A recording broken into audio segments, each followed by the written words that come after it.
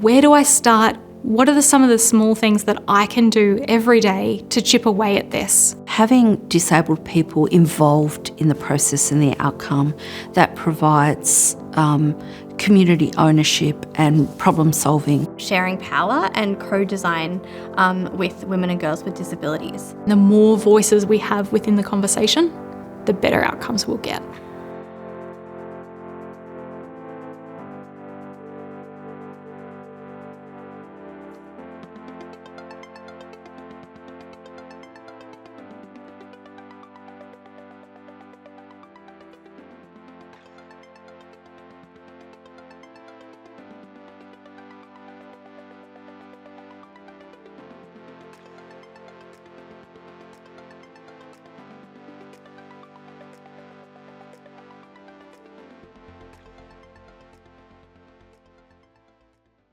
Hi, my name's Annabelle. I am an occupational therapist and a disability advocate, and I live with multiple invisible disabilities. My name is Christine. I'm a disabled woman. My pronouns are she and her, and I work as an equality advocate. Hi, Yama. My name is Renee.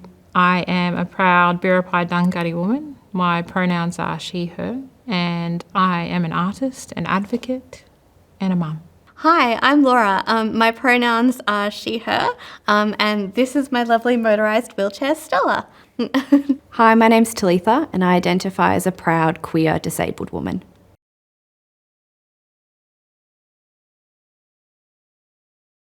To me, the prevention principles come from a place of acknowledging that there are barriers, that there are inherent beliefs and systems which are creating environments and encouraging people to behave in a way which is discriminatory, is ableist, is often violent, and knowing that taking those underlying beliefs, those underlying systems, and changing them is going to take time. Most people, when confronted with a policy, find it really hard to actually figure out where to start.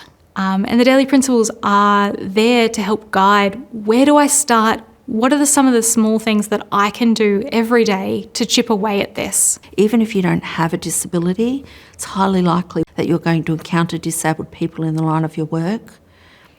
Having those principles in mind and what organisations that do advocate for are trying to achieve gives you a bit of an idea on how you might be able to make some small changes in your workplace to align with those principles to help the cause of disabled women who are victims of ableism and gender inequality. One of the most important things that I've seen has actually been to centre the experience of people with disabilities in the work that is done, to include and collaborate and co-design with people with disabilities so that projects are working from a ground-up approach. Having disabled people involved in the process and the outcome, that provides community ownership and problem solving. We recently did a co-design of a program. It was amazing because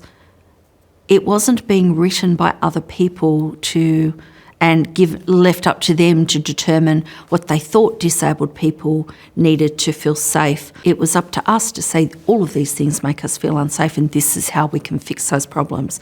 So that co-design where it involves the community in identifying the problem and determining how to overcome the problem is absolutely crucial. What co-design does so beautifully is it combines multiple voices and it acknowledges diversity, because disability will never be a homogenous field.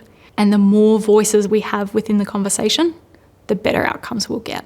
One of the principles that I use most in my work and in my day-to-day life would be the notion of sharing power and co-design with women and girls with disabilities, both in my work as a plain language and easy read content writer.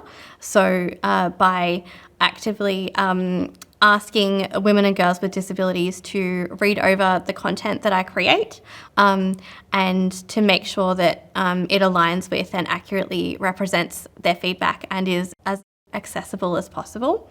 And crucially, I pay them for their time, because as we know, lived experience is expertise and deserves to be remunerated accordingly. That sharing of power and that, I guess, dissemination of decision-making and leadership and authority, again, is crucial to shaping a world that truly meets the needs of women and girls with disabilities. I think particularly where we look at the women with disabilities around us and the strengths that they have and bring those into the conversation. The co-design project, we had 4 women with disabilities working together on how we could audit and provide training to businesses to help them better understand where they were at in terms of creating an inclusive business, having passive discrimination built into their business, and how they could slowly work to change that. One of the things that I really notice being both queer and disabled is that often, even within my disability community or within my queer community, you still need to create space for yourself and for others like you. A lot of queer spaces are not disability inclusive. A lot of disability inclusive spaces are not queer inclusive. We've been working towards trying to have spaces where queer people with disabilities are coming together and talking about their experiences, and having a space whereby being included is an expectation rather than an add-on. For example, organisations like the festivals, where we're working towards upping the minimum amount of access we get. It's about also creating spaces where that inclusion is an assumption. I've been taking part in a co-design project recently, and I was asked from the beginning what my access needs were. That in itself is not uncommon. To have those access needs respected at a level where I both felt and knew that I was safe is not as common. And so to see that being respected, to see that, yes, in this case, my disability means that I might need to be treated differently as a consequence of reasonable adjustments or access needs, and to be shown that that's not a burden, that's not a chore, that's my right. Who are our service users? What considerations and improvements do we need to make to our service? And also so that we can ensure that there is adequate information recorded about the person for their whole journey with our service. We have time allocated for people who might not communicate verbally, who might use assistive communication devices, or making sure that we've budgeted for Auslan interpreters or captioners. We share power, crucially, by making decisions not based on what we as a service think is the right or appropriate course to take, but guided primarily by what young people with disabilities, including women and girls with disabilities, tell us what they would like to see and what they need.